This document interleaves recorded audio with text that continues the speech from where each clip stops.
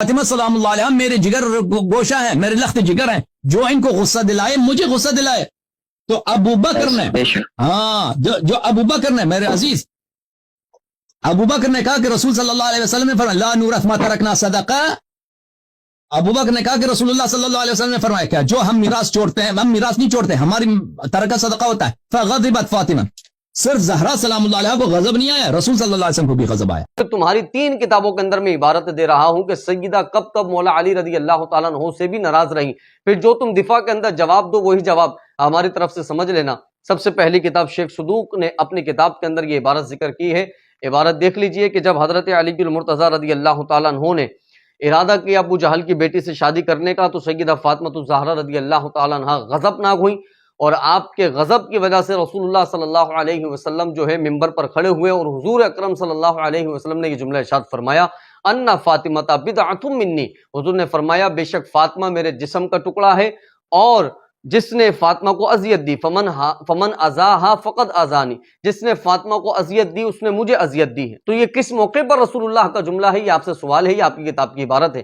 یہ وہ موقع ہے کہ جب علی المرتضیٰ رضی اللہ تعالی عنہ ابو جہل کی بیٹی سے نکاح کرنے کا ارادہ رکھتے تھے. یہ وہ موقع ہے، اس موقع پر حضرت فاطمہ الزہرا رضی اللہ تعالیٰ عنہ غضبناک ہوئیں، ناراض ہوئیں. یہ تمہاری کتاب کی عبارت میں نے پیش کی ہے. اور اسی طرح سے تمہاری کتاب انوار نعمانیہ کی عبارت ہے کہ جس کے اندر حضرت فاطمہ الزہرا رضی اللہ تعالیٰ عنہ ایک دن رسول اللہ صلی اللہ علیہ وسلم کی بارگاہ میں حاضر ہوئیں.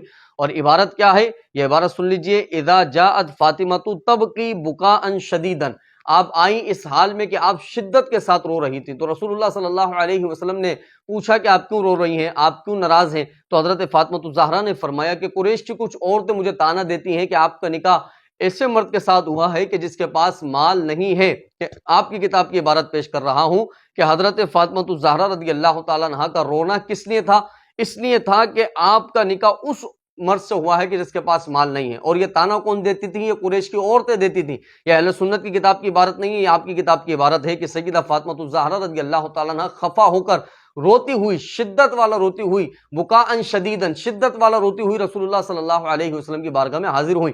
اور اسی طرح سے تمہاری کتاب جلاء العیون کی عبارت یہ ہے کہ جب حضرت علی المرتضیٰ رضی اللہ تعالیٰ عنہ نے ایک دن اپنی باندی اپنی لونڈی کے جو ہے وہ گود میں سر رکھا ہوا ہے، تو سیدہ فاطمہ الزہرا رضی اللہ تعالیٰ عنہ آئیں اور دیکھا کہ یہ والی کیفیت ہے، کچھ سوالات کیے، اور اس کے بعد اتنی خفا ہوئی کہ حضرت سیدہ فاطمہ الزہرا آپ سے اتنے ناراض ہوئی کہ حضرت فاطمہ نے اجازت چاہی. کس بات کی اجازت چاہی؟ یہ عبارت موجود ہے کہ حضرت فاطمہ الزہرا رضی اللہ تعالیٰ عنہ نے ارشاد فرمایا قالت تأذن لی فی المسیر الی منزل ابی رسول اللہ صلی اللہ تعالی علیہ وآلہ وسلم، کہ آپ مجھے اجازت دیتے ہیں کہ میں رسول اللہ صلی اللہ علیہ وسلم یعنی اپنے والد محترم کے گھر چلی جاؤں؟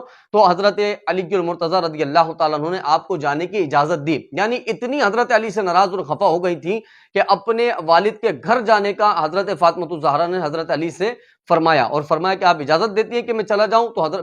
تو حضرت علی نے فرمایا جی ہاں آپ چلی جائیں. تو مجھے بیان کیجئے تمہاری 3 کتابوں کے اندر یہ عبارتیں موجود ہیں کہ سیدہ فاطمہ ناراض ہوئی، سیدہ فاطمہ خفا ہوئی، سیدہ فاطمہ نے اجازت چاہی، سیدہ فاطمہ شدت کے ساتھ روتی ہوئی آئیں. ان تمام باتوں کا تمہارے پاس کیا جواب ہے؟ اب یقینی طور پر تم تعویلات کرو گے، یقینی طور پر یہاں پر تم بیان کرو گے یہاں پہ غضب سے کیا مراد ہے، یہاں خفا سے کیا مراد ہے، یہاں پہ ناراضگی سے کیا مراد ہے.